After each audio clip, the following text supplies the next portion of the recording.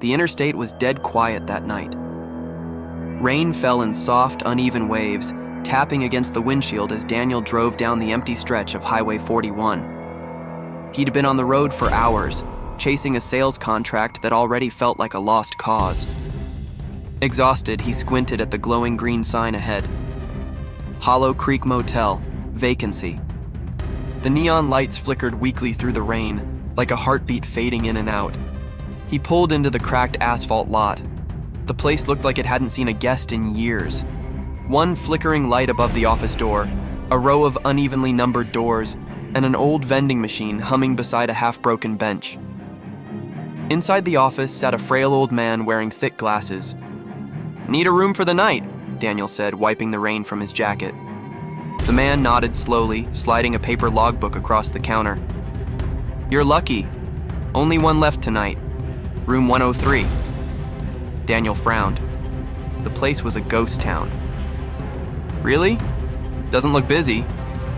The man just smiled faintly, slid over a brass key and whispered, "Don't stay out past midnight." Daniel gave an awkward chuckle, thinking the guy was just being weird. He trudged through the rain to room 103. The number was crooked, and the door creaked open to a dim, cold room with peeling wallpaper. He tossed his bag down and lay on the bed, but the silence was wrong, the kind that hums in your ears. He turned on the TV for noise, but it was just static. Still, it felt safer than the quiet. At 12:07 a.m., the phone on the nightstand rang. Daniel froze. Who would call at this hour? He picked it up. "Hello?" A woman's voice whispered softly, trembling. "Why are you in my room?" Daniel blinked. "Excuse me? I think you've got the wrong number." But she didn't hang up. "Please leave, before he comes back." The line went dead. Daniel sat there, heart racing. A prank, he told himself. But then came the knock, 3 slow taps on the door. He peered through the peephole. Nothing. The hallway was empty. He slowly opened the door. Rain hissed outside, no footprints. But there was something on the floor, an old, damp photograph. It showed a couple standing in front of this very motel. The man looked exactly like him.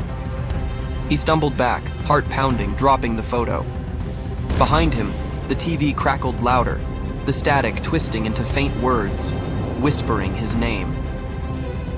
"Daniel. Daniel." He lunged and shut it off. But when he looked in the mirror, a dark figure stood behind him in the reflection. He spun around. No one. The air grew cold, suffocating. He grabbed his keys ready to leave, but when he opened the door, the hallway was gone. It was replaced by an identical hallway, repeating endlessly into the dark. He slammed the door shut. When he looked again, the room had changed. The bed was unmade, the lamp shattered, and the photograph was now hanging neatly on the wall, framed. A whisper drifted from behind him. "You shouldn't have come here." He turned. The woman from the photograph stood in the corner, her eyes hollow, her dress soaked. "You took his room," she quivered. The door slammed shut. The lights went out. Darkness swallowed everything. He reached out blindly, and his fingers brushed something cold, damp, like flesh. Then a whisper, right next to his ear. "You shouldn't have opened the door." His phone screen cut through the dark. No signal, just one strange notification. "Welcome back, Daniel." Then, the phone died. Water started running in the bathroom. He pushed the door open. In the fogged mirror, words were written, "Leave before he does." A low growl echoed from behind the shower curtain. It snapped open, nothing, but wet footsteps started behind him. He ran to the door, throwing his shoulder against it until it burst open. The hallway was now rotting, black mold creeping up the walls. Every door was open, leading to dark, cold rooms. Then, a man stepped out from the shadows. "You shouldn't be here," he said, his voice deep and broken. "There is no front desk. There hasn't been for years." The man stepped closer and Daniel saw his face, pale, waterlogged with sunken eyes. This hotel burned down in 1987. No one checks in anymore. No one. But us. That's impossible, Daniel trembled.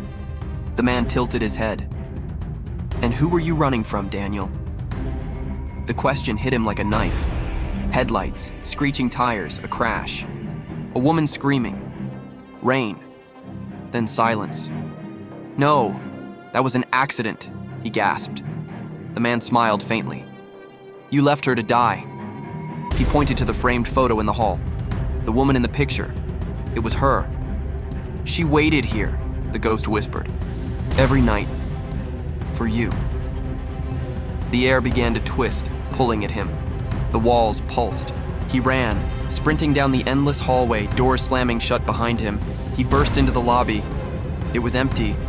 Dust, cobwebs, and a shattered clock frozen at 12:07. The logbook lay open on the counter. Only one name inside. Daniel Moore, room 103, checked in, October 21st, 1987. His eyes widened. The front door creaked open. Through the rain, the neon sign still flickered. Hollow Creek Motel. Vacancy. He whispered, I'm still here. The lights dimmed and went out completely. Silence returned. Then, somewhere in the darkness, a phone began to ring. A soft voice answered. Hollow Creek Motel, room 103. I'm sorry, sir. That room's not available. It was never booked.